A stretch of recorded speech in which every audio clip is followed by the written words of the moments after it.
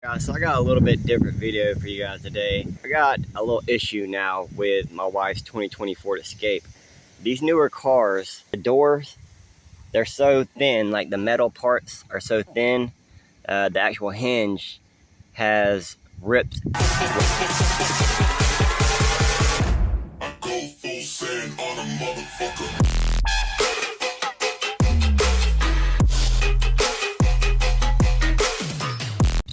Where it's welded on the inside on this plate, it's actually ripped loose from the aluminum right here because it's so thin, like you can tell, it just ripped off, and it's just from naturally opening the door and it hitting that pivot point, just putting a little bit of pressure on the door there.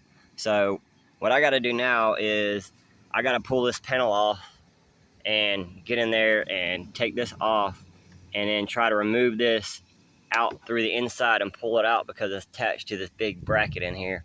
And I'm either gonna have to drill these holes out later and put some big bolts in there and bolt it back together, or I'm gonna have to take it to a shop and have them welded because I don't have any way, I don't have a welder, I don't have any kind of TIG welder, nothing to weld aluminum. So I'm gonna have to go ahead and just pull this off because it's actually causing problems with the window opening up and down because this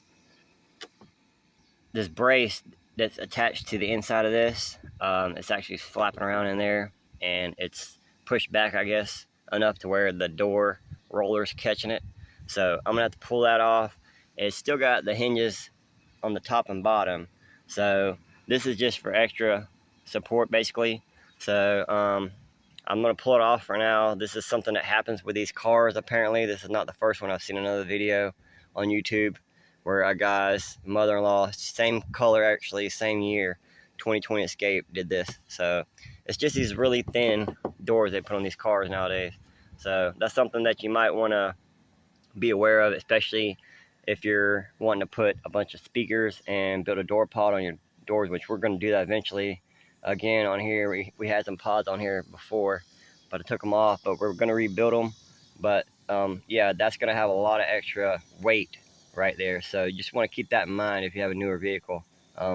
Might want to go ahead and think about reinforcing that before. But anyways, let me go ahead and get all the tools I need to pop this panel off and get in there and see what I got to do to remove this thing, guys. So now that we have the panel off, we have this inner panel here, and all you have to do is to take this off. Is these little things here are 1/4 inch turns, so basically just stick your Allen wrench in there, turn it 1/4 inch, and then pop it. And then I just got to do all these, and then this whole thing will pop off. So yeah, let me go ahead and try and get that done. So I was able to actually just slide it back a little bit, just enough to pull it out of there, because we have, I forgot we had all this, the mechanism for the windows and all that stuff, the window motor. So anyways, yeah, I just peeled it back enough to pull the bracket off and pull it out the door. But yeah, as you can see right there, that's where the metal broke off, so it'll sit inside the door just like that.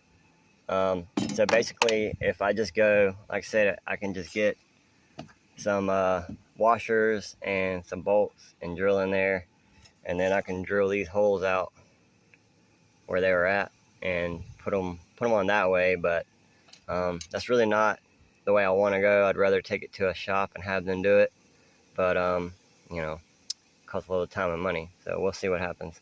But anyways, for now, the door will be able to open and shut, and it won't pop or nothing, and her door will be able to roll up and down now. So, but yeah, anyways, I just figured I'd make a little quick video about that. So if you guys are having that issue, you might want to go ahead and just remove it completely. It's not really a necessity. Like I said, it's still got the factory big metal hinges there, so they're good. So now we don't have any issues with the door shutting. Anyways, all right, that's it for now. I'm gonna go ahead and put all this back together. I'm not gonna really show all that because there's no need. You guys seen what it was, so it's nothing. Just put a couple bolts back in there, tighten these back down, slap the panel back on there and call it done. But that's it for now. Subscribe for more, and we'll see you guys on the next one. And hopefully pretty soon, in the next week or two, I'll have this ZB5 rebuilt and reconed, and we'll see what it does. So anyways, stay tuned.